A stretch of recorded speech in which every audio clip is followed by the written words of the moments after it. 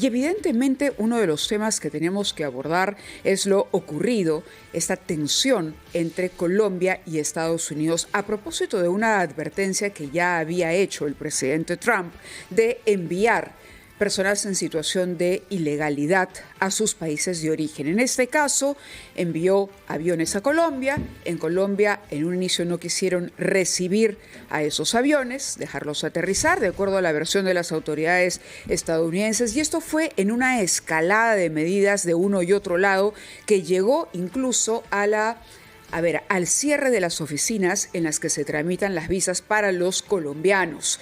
El problema aparentemente a esta hora, Fernando, parece solucionado, pero el tema amerita definitivamente un análisis profundo sobre lo que será la política de los Estados Unidos y cómo manejar esta situación de la manera adecuada y sin perjuicio para los países que vayan a ser justamente destino de estas deportaciones masivas.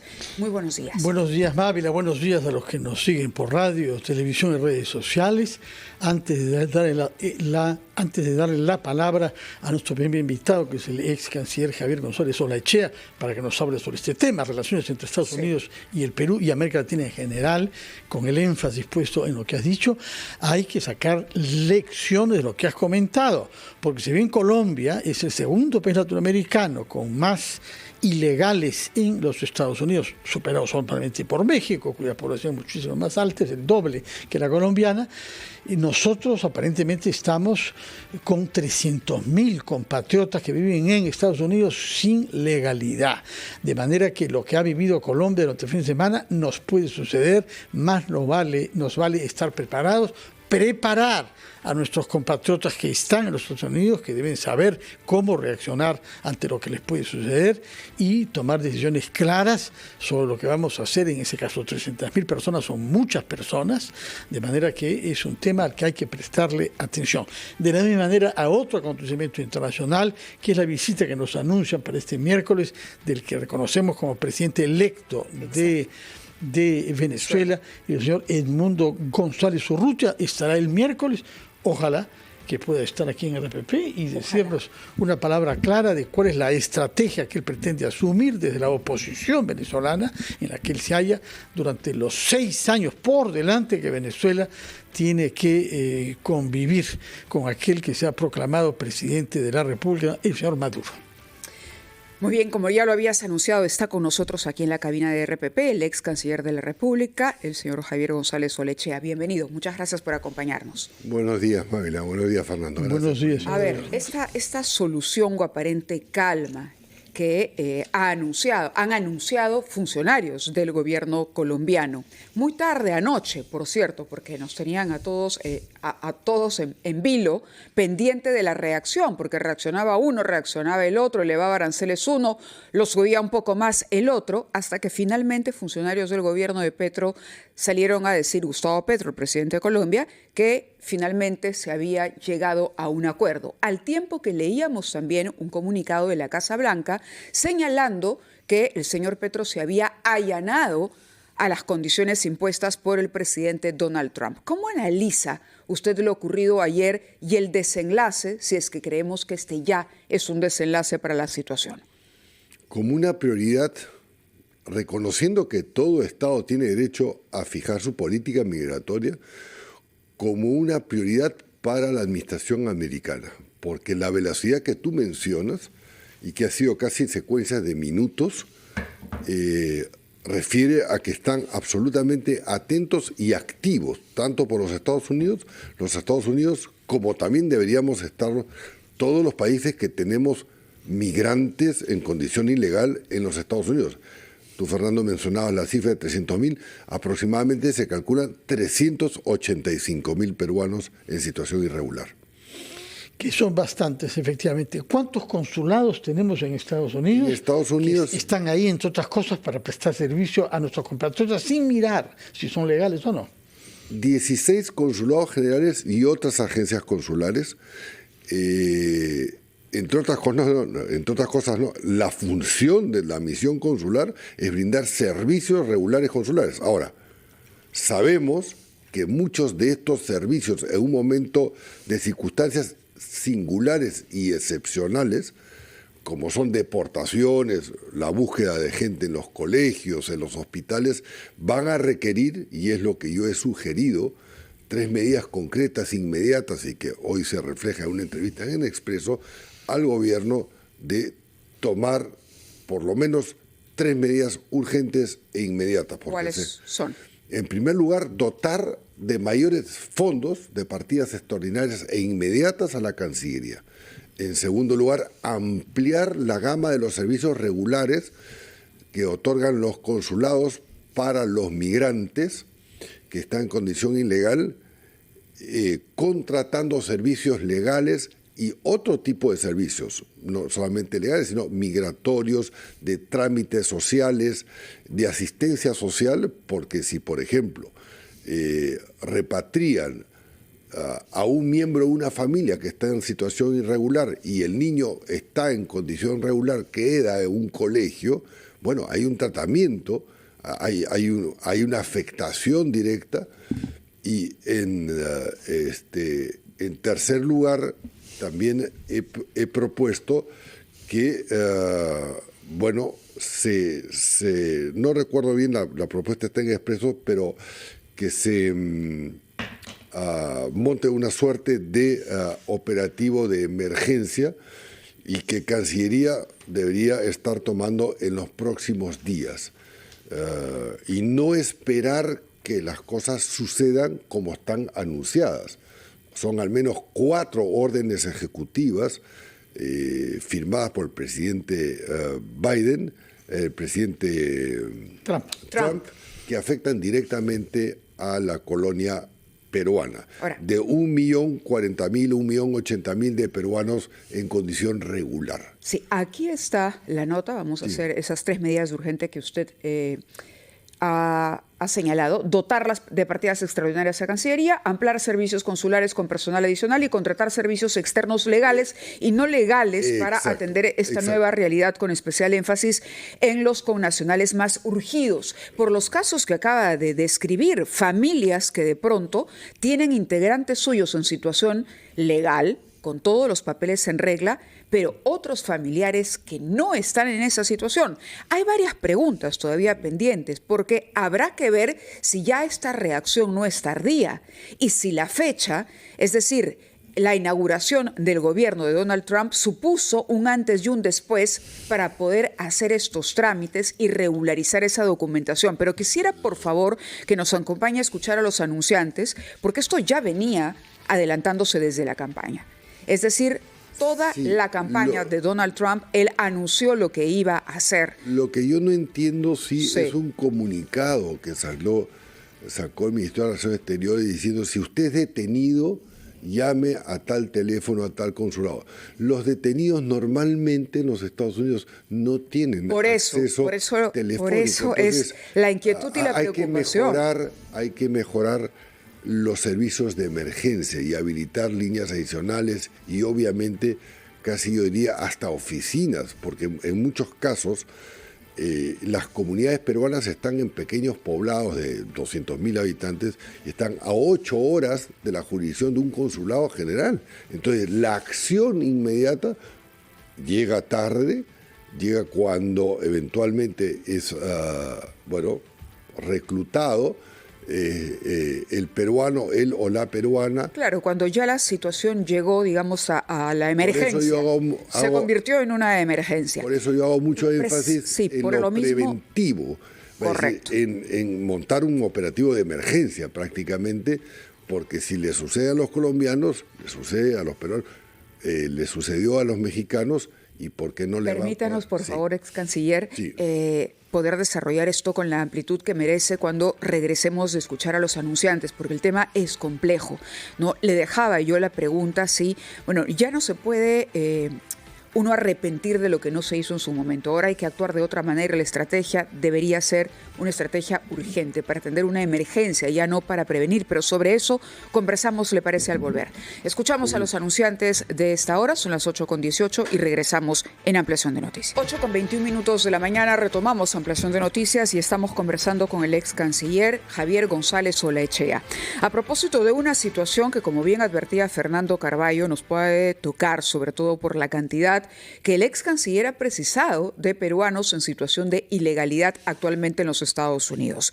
Durante la pausa nos decía usted además que las medidas que ha pedido en la Cancillería, como por ejemplo pedir mayores recursos, fortalecer la asesoría legal, tener personal no solamente para servicios legales, sino también los no legales que atiendan situaciones de emergencia, énfasis en la situación de connacionales que tengan situaciones mixtas al interior de una familia, es decir, miembros legales, miembros con papeles en regla y miembros que todavía no hayan culminado el trámite o que ni siquiera lo hayan iniciado. Es decir, hay una gama de situaciones que se van a presentar y el tratamiento del gobierno de los Estados Unidos será distinto para cada cual. Por lo tanto, vamos a tener un, sin duda, drama al interior de varias familias de todas maneras, porque habrá familias que serán separadas. Pero yo le hacía la pregunta, ¿cómo hacemos? O usted mencionaba además que la recomendación incluiría que los peruanos que sepan que no tienen los papeles en regla, que están en una situación ilegal o todavía de trámite no concluido, se abstengan de ir a lugares públicos. Así de grave es la situación. Son las sugerencias que yo, para comenzar, hice y que hoy publica Expreso. No solamente no concurrir a lugares de gran, digamos, de gran público, sino tomar otro tipo de medidas que, bueno, no se ha podido recoger en esta entrevista. Por ejemplo, hacer redes entre los peruanos, redes para mutua ayuda. No esperar todo lo que pueda hacer el consulado, porque desde que tome la decisión la Cancillería, si la toma estas u otras sugerencias de una forma extraordinaria e inmediata, hasta que se ejecutan, bueno, pasa un mes, 2 meses, contratar servicios adicionales. Y cuando digo no legales, es porque hay una amplia gama. Por ejemplo, aquellos peruanos que están en tratamiento, que fueron a hacerse un tratamiento médico oncológico, entran a los hospitales, deme usted la lista, el señor está por vencerse o se le venció porque el tratamiento se extendió y entonces hay que deportarlo. ¿Cómo haces? O sea, hay un montón de situaciones singulares de cada peruano en el entendido que un caso no es exactamente igual al otro. Ahora, hay un caso que es bastante general, que es el de peruanos. Nos ha dicho que hay más de 1 millón que viven ahí, 380.000 ilegales, es decir, más que la población de la ciudad del Cusco. Tengamos una idea de lo que eso significa, 7 estadios nacionales completos de fútbol. ¿Qué pasa con los que tienen hijos, particularmente hijos nacidos en Estados Unidos, que por haber nacido ahí tienen derecho constitucional a la ciudadanía norteamericana? Trump ha intentado anular esa disposición, pero la justicia le ha hecho saber de que eso requiere una enmienda constitucional, de manera que es válido. El niño que nace en Estados Unidos tiene ciudadanía desde el nacimiento. ¿Qué pasa con las familias peruanas cuyos padres son extranjeros, pero los hijos disponen también de la nacionalidad? Bueno, deben estar muy preocupados porque la orden ejecutiva del presidente Trump suspendía el derecho de los niños nacidos en los Estados Unidos, cualquiera fuera la condición de los padres, fuera considerado americano de nacimiento. Pero fue anulado por justicia. Pero fue suspendido por un juez porque argumentó que contraviene la 14ª enmienda constitucional americana. Ahora, no se ha agotado la última instancia, por eso yo recomiendo cierta calma, una calma activa, para en los servicios legales que se puedan contratar, en estos casos que sí son genéricos a muchas personas, se le pueda ofrecer inclusive online a aquellos que puedan estar en esta situación, que deben ser miles, porque mucha gente va, recordemos, los peruanos solamente, a los Estados Unidos disculpe la expresión, a parir y a tener hijos ahí para que tengan la nacionalidad. Ahora, hay algo que vuelve más compleja esta situación. El peruano normalmente en todas partes del mundo no tiende, cuando está en situación irregular, a inscribirse en el consulado de la localidad más cercana.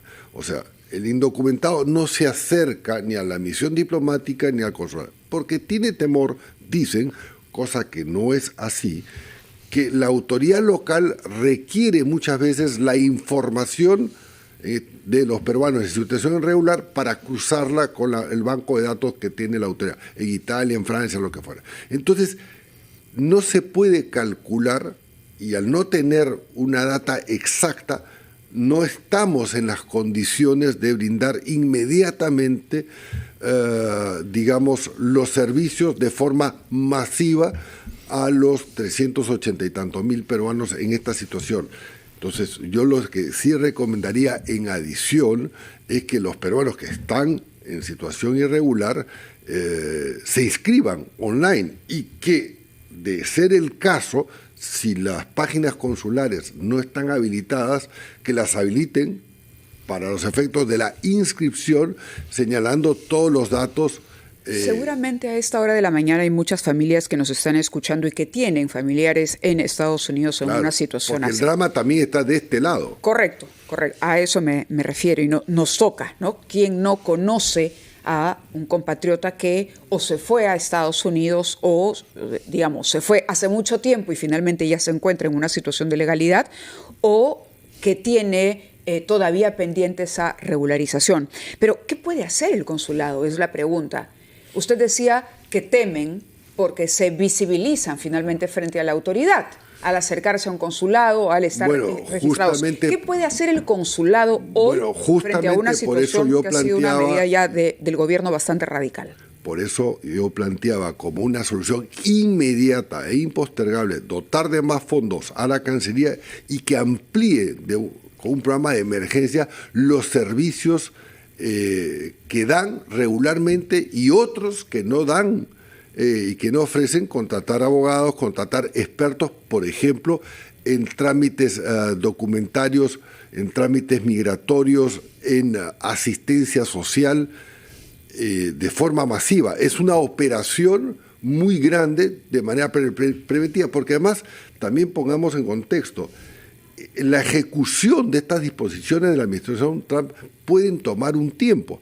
Supongamos que quieran aplicarlo a todos los ilegales que hay en los Estados Unidos, que son millones de personas con no menos de 30 nacionalidades. Si solamente quisieran focalizar a los migrantes peruanos en situación irregular, 385.000, deportarlos significa al menos 400 vuelos, significa documentarlos, agruparlos, tenerlos en un tiempo determinado, porque no es que los 400 o los 200 por vuelo los puedes tener media hora.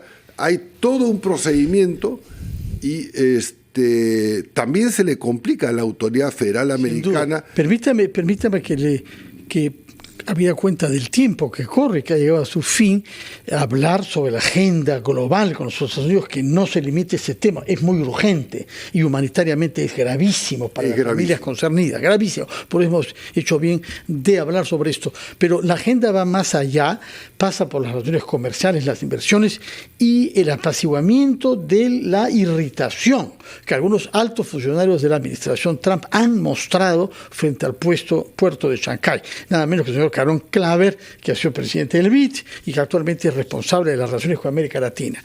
¿Qué actitud debemos tener para evitar que el día de mañana el puerto de Shanghái pueda convertirse en una manzana de la discordia entre los Estados Unidos y el Perú?